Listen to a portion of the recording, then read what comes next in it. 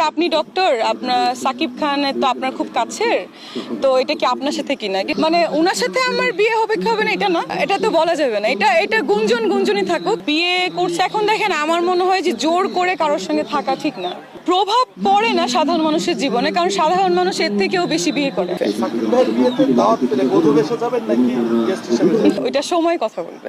না, আমাকে তো সবাই প্রশ্ন করেছিল যে আপনি ডক্টর, আপনার সাকিব খান তো আপনার খুব কাছের, তো এটা কি আপনার সাথে কিনা, কিন্তু আমি আসলে মনে হয় না কোনো ম্যারিড পার্সনকে আমি বিয়ে করব। এটা হচ্ছে প্রথম কথা। সেকেন্ড কথা, এখন ভালো লাগলে করতেও পারি, কিন্তু আমি কোনো হিরো বিয়ে করব কি করব না এটা আসলে এখনো ভাবিনি।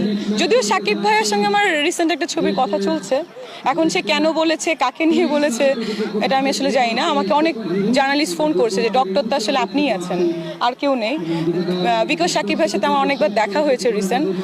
আমি জানি না এখন বাকিটা, আর জানলেও আমি আসলে না।